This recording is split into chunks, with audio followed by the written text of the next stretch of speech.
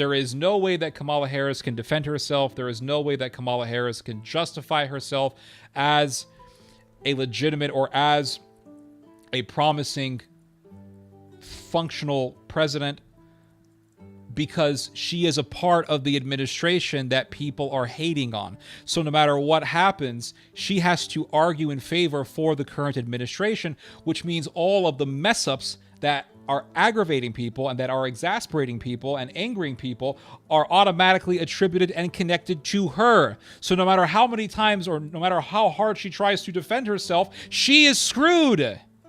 They literally set this woman up to fail.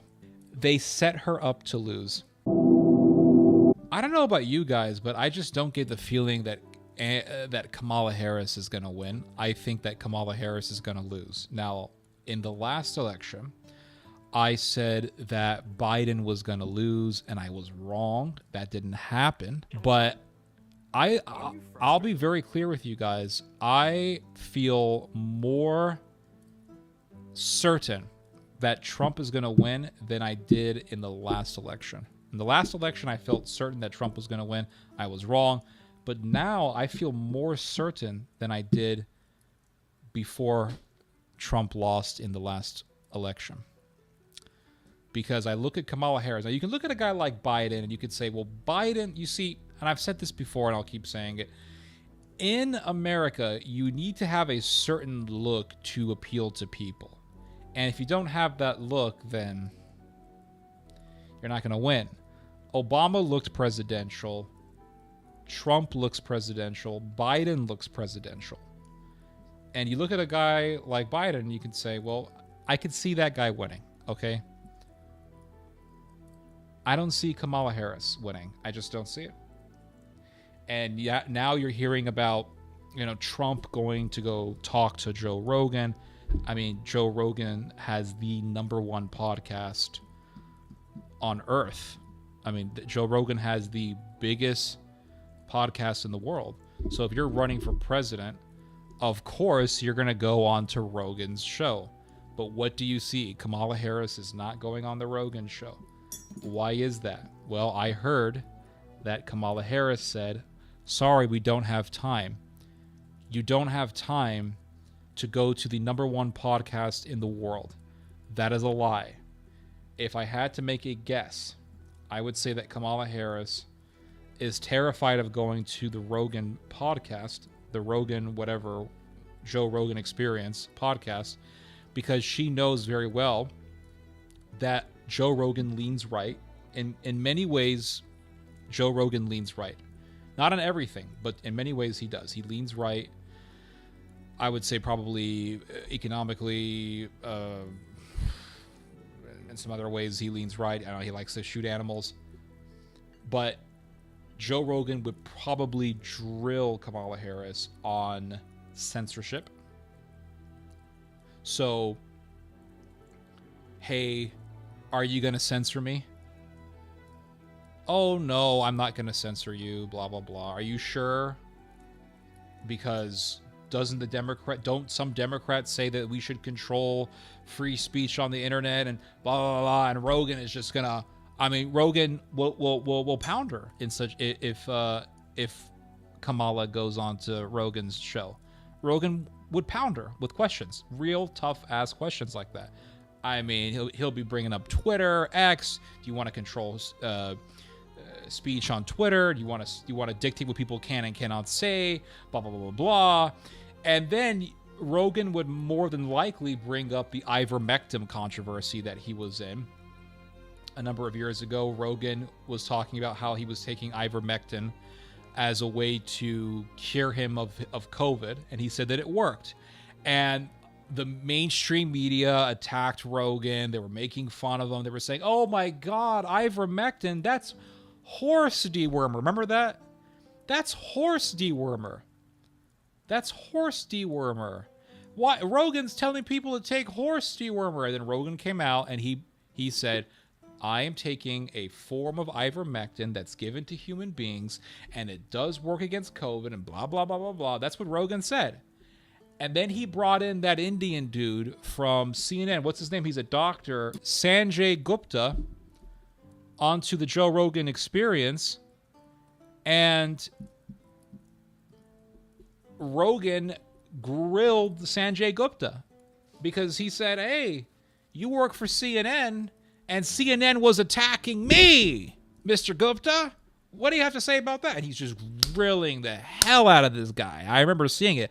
It was just, I was thinking to myself, man, this is a massacre. What's going on here? This is crazy. So Harris doesn't want to do that. She doesn't want to go through that. Imagine, yes, someone in the comments said that Joe Rogan is a nice person. I don't know why she would be worried. We all know why she would be worried. Because, yes, Rogan will be cordial, but Rogan has these moments where he will be calmly asking difficult questions. That's the best way I can put it.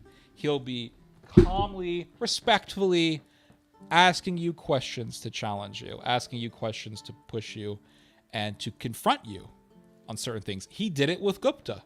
He grilled Gupta, confronted Gupta, made him feel uncomfortable in his seat, made him squirm in his seat and all that stuff. And you know what? People loved it. They loved it. And Joe Rogan gained like 50 gazillion points more in respect from people for that. People loved it. And that was one moment that got so many people to say, my beliefs about the mainstream media are further confirmed. I hate the mainstream media. I've hated the mainstream media for years, but now I hate them even more. And I love Rogan more, and I love social media more. And what we're seeing is this huge shift that's been going on within the past, 10, 12 years or so. And that is that mainstream media is dying. It's dying, and it's having to adapt. It's having to compete with social media. Now, when social media first came out with Facebook, with MySpace and all that, the media had nothing to worry about because people were using MySpace to, show people their garage rock music and talk to girls and stuff.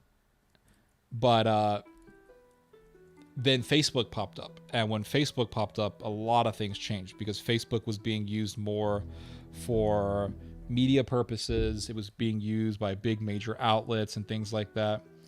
So the game really changed. And then YouTube pops up before that. YouTube pops up in the early 2000s. And that really changed the game. Like hardcore changed the game.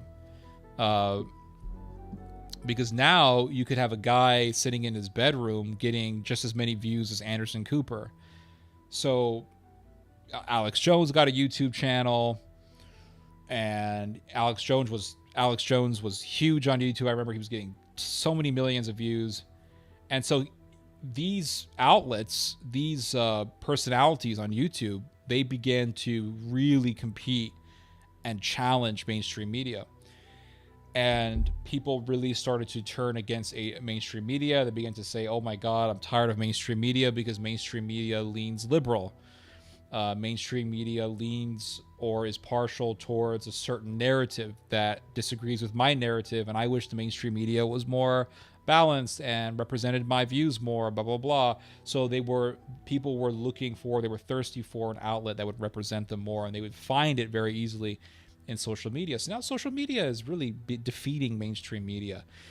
And I think that's one of the reasons as to why you see the mainstream media slowly starting to turn on Kamala Harris. There was a video that came out not too long ago of Anderson Cooper interviewing Kamala Harris, and Anderson Cooper is really challenging Harris, and Harris is not handling herself that well. Let me see if I can. I'm sure you guys have already seen the video, so I may not have to play it. But you see Anderson Cooper bringing up the border with Kamala Harris and saying, well, why for so long were you guys allowing so many people to cross the border? I mean, this is coming from Anderson Cooper, this liberal guy. Everyone, he's liberal, so mainstream media guy.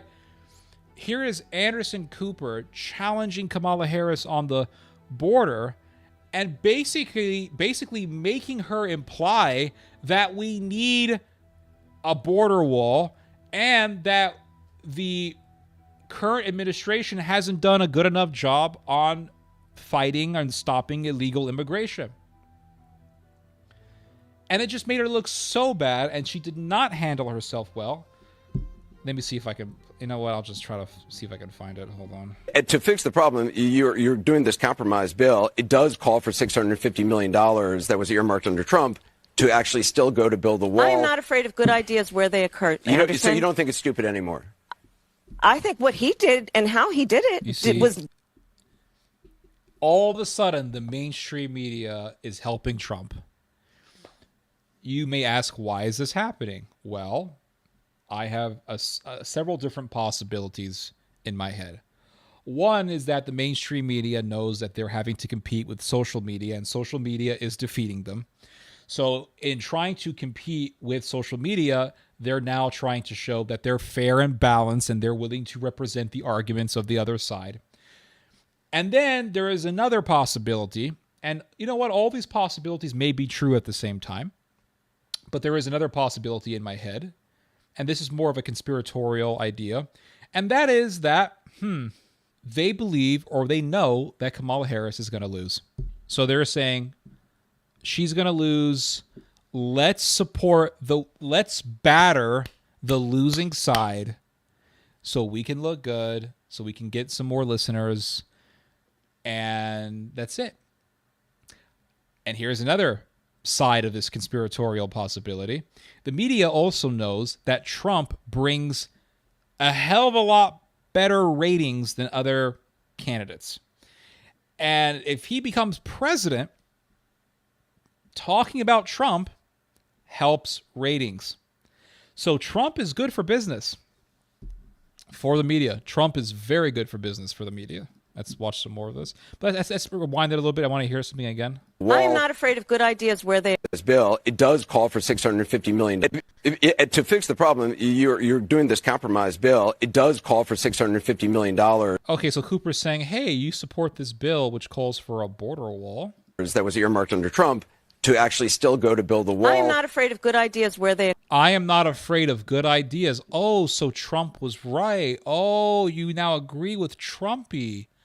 Oh, and the mainstream media is now forcing you to say that you agree, or to at least imply that Trump was right. Oh, so you're helping Trump. The mainstream media is helping Trump. And like I said, it could be because they know they have to compete with social media. It could be because they know that Trump is great for ratings. It could also be because they know that Harris is going to lose. And so why would they support the losing side? Very interesting. Occurred. So you don't think it's stupid anymore? I think what he did and how he did it did not make much sense, because he actually didn't do much of anything. I want to strengthen our border. Oh, so now she's for the border wall, and she's pro more restrictions on border crossing. There's a reason for this, guys. The reason for this is because immigration is literally the immigration and the economy are the two biggest topics right now. They're beating Israel even.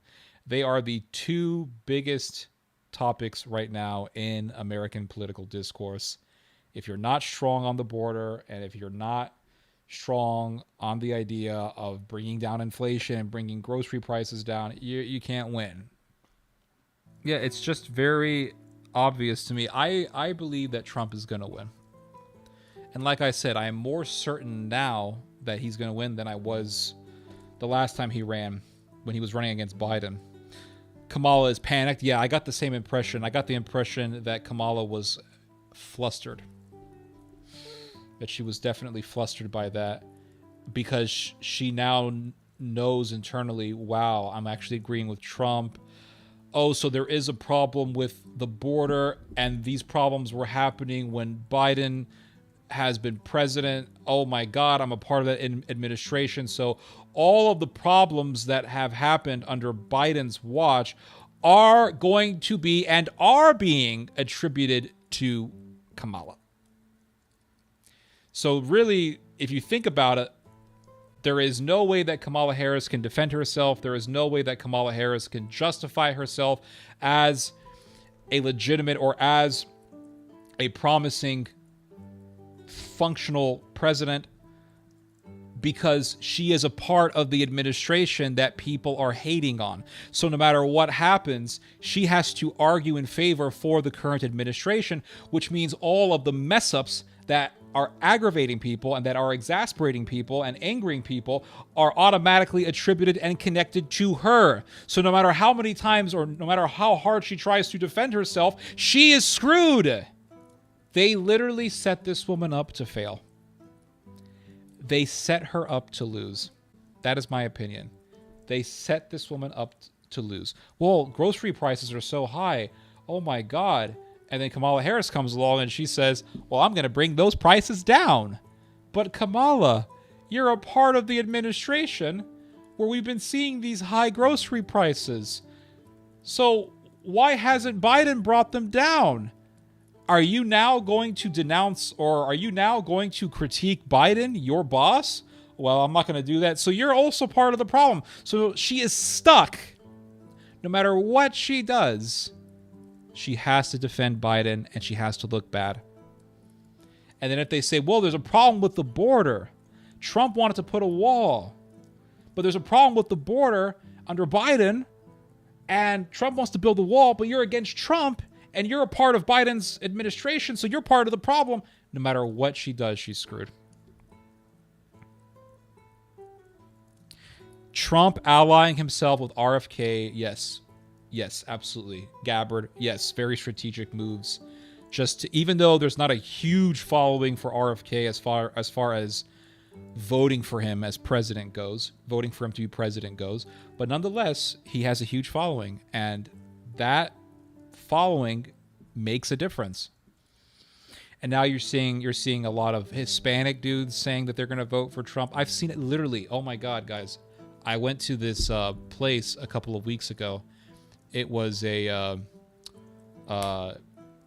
power tools store, and I went to the store and I was talking to one of the employees there, and he told me, he said, we've been getting robbed a lot lately. I said, really? He goes, yeah, we've been getting robbed, a lot of robberies here. And I said, well, how bad is it? He goes, well, one time, he said 2 thieves came here at night, and they entered the store. They broke into the store somehow, and he said they stole $85,000 worth in power tools. I said, what? He goes, yeah, man. He goes, it's bad. It was really bad. And I said, do you have any idea who did this? He says, I don't know exactly who they are. He said, but my suspicion is that they steal the power tools, then they cross the border into Mexico and they pawn them. And I wanted to test the waters politically. I wanted to see where this guy was politically. Hispanic guy. This is an Hispanic guy. And I said to him, I said, they better build up that wall. I said, Trump better build up that wall. And this guy looked at me and he said, that's what I'm saying. And then, I heard about this Hispanic dude today that's friends with my dad. And he told my dad, he said, I voted for Trump today. Hispanic dude. He said, I went to go vote today. I voted for Donald Trump.